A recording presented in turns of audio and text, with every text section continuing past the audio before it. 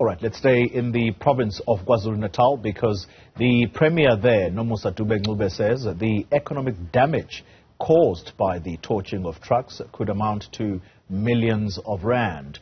KwaZulu-Natal and Mpumalanga have seen truck ambushes on highways over the past week. Newzroom Afrika's Karinda Jagmohan is in KZN and she joins us now ahead of the briefing by the police minister on this particular matter of the torching of trucks. Karinda, good morning to you.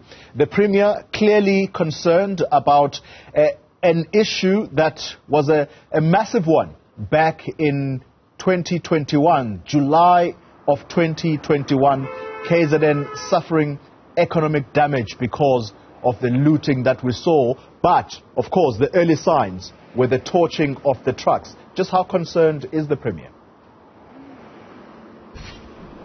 Certainly, she's raised a concern about the economic damage caused by the burning of trucks, especially because the route along the N2 highway as well as the N3, those routes are what she described as the backbone for the KZN economy because it links Gauteng to KZN, to Durban. It links the Richards Bay harbour to the Durban harbour or further inland. So these routes really serve as a threshold for the economy. I'd like you to take a look behind me. My colleague Lungelo Zungu showing you the trucks that have lined up here. We have seen this route or this congestion of traffic by these trucks for quite a long while just down the N2 highway and then positioned at some of the intersections like this one that connect to Richards Bay and Empangeni are Mklatuze traffic police officers as well. So they're stationed at these particular stops. But of course we know that the police are expected to give an update now with regards to their task team that is mandated to investigate the burning of trucks, specifically investigate this matter.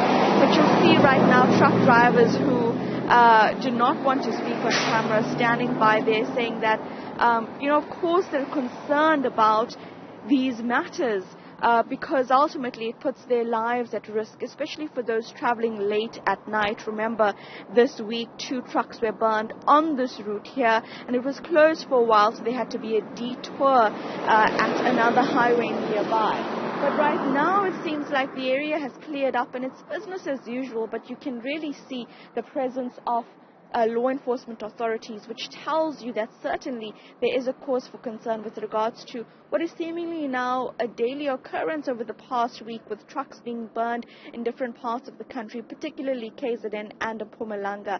So at this point, it's not just the general public waiting for that media briefing at 12, but really truck drivers to understand what can happen going forward. I'd like you to take a listen to the KZN Premier who spoke yesterday about the business impact with regards to the ambushes of trucks. Provincial government has also noted the incident of burning of 8 trucks in KwaZulu-Natal. 2 were set alight last night in Empangeni and 6 on Sunday on the N3 in Van Renen Pass, as well as 6 on N4 in Mpumalanga area. We really wish to take this opportunity to condemn in strongest terms what seems to be acts of sabotage aimed not only at the road freight industry, but which also seeks to paralyze our whole economy in the country. As you would know that these main arterial highways are really our backbone for our economy in our country. It is estimated by the industry itself that the 6-hour shutdown in Van Renen alone could have cost anything close to 60 million rand upwards, including the loss of income and salaries and the economy that results in the shutdown. So it is simple calculation. It's important for us to indicate that really we have asked our law enforcement agencies to ensure that they really leave no stone unturned. But we've also asked all other law enforcement agencies, including our road freight industry, as well as the RTI, to also use the camera infrastructure that we have available to trace and track those that might be responsible for this sabotage of our economy. So there you hear the KZN Premier speaking about law enforcement authorities having to use cameras as well that are stationed along the N2 highway to try and identify or fast-track their investigations. But what she speaks about regarding the economic damage goes to show the number of trucks that are here. I mean, just behind me, but also coming from the harbour. Perhaps I can just walk you there and show you the trucks. Some of them are coal trucks or tipper trucks, some are fuel trucks, or carrying various items that are coming from the Richards Bay Harbour or this industrial zone.